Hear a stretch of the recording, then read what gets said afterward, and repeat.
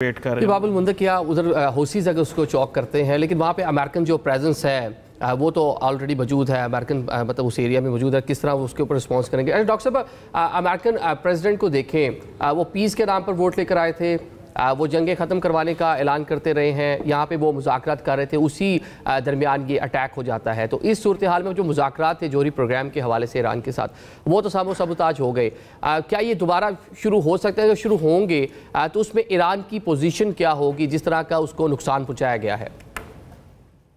देखिए जी, बात यह है कि पीस को समझना जरूरी है। पीस हमेशा ताकत की बुनियाद पे होता है और किसी विनर और लूजर की बुनियाद के ऊपर। पीस जो है हमेशा इक्वल पार्टीज के दौरान नहीं होता जब तक कि दोनों पार्टीज एक दूसरे को खासा नुकसान ना पहुंचा चुके।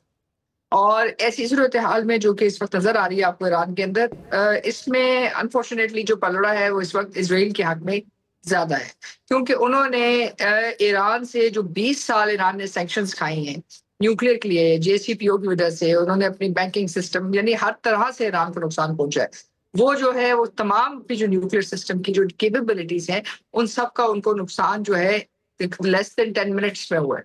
और ये जो नुकसान है, जिसमें नंताज है, जिसमें तबरेज की फैसिलिटी है, जिसमें रिसर्च फैसिलिटीज के साथ साथ उनके जो टॉप साइंटिस्ट हैं उनको भी निशाना बनाया गया है। ये कोई छोटा फेलियर नहीं है, ये एक स्ट्रेटेजिक फेलियर से भी बढ़कर।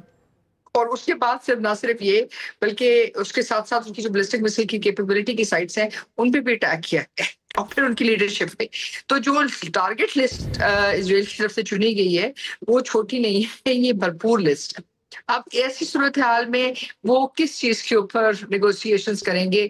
जेसीपीओ की नेगोशिएशंस पे तो अमेरिका ने एकतरफा सैंक्शंस लगा दी थी। उन सैंक्शंस की बुनियाद पर लगा जी हम दोबारा अमेरिका को साथ लेके आते हैं। वो सैंक्शंस तो इस वक्त कहीं नहीं खड़ी। इस वक्त अंताज के अंदर जो है रेडिएशन फैसिलिटीज के, मतलब ये ईरान की जो न्यूक्लियर रेगुलेटरी अथॉरिटी है वो कह रही है कि वहां से जो है रेडिएशन लीकेज हो रही है। अब इसका जो इम्पैक्ट है रीजन पे क्या होगा, खित्ते पे क्या होगा, ये देखना होगा। हाँ, ये नेगोशिएशन जरूर हो सकती है, लेकिन ईरान के न्यूक्लियर प्रोग्राम को कम अज कम और कुछ नहीं 5 से 10 साल का जो है एक नेगेटिव इम्पैक्ट आया है।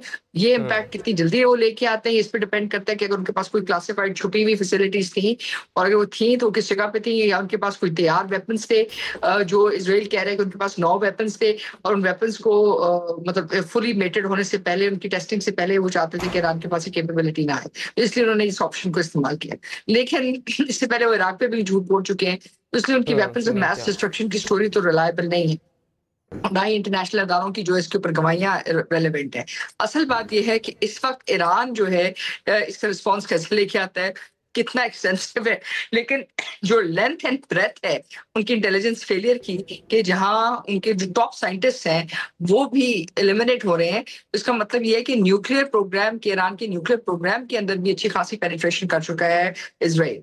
और अगर मोसाद अंदर से जहाज उड़ा रहा है यानी ड्रोन उड़ा रहा है, तो इसका क्या मतलब है? इसका मतलब है कहीं ना कहीं से ना सिर्फ सपोर्ट आई है बल्कि उस सपोर्ट को एक्टिवेट भी किया जा रहा है। एक और कंपोनेंट जिस पे बातचीत नहीं हो रही, जो ईरान के लिए एक लेसेंट थ्रेट बनेगा, वो अफगानिस्तान से जो आइसिस की सपोर्ट है। और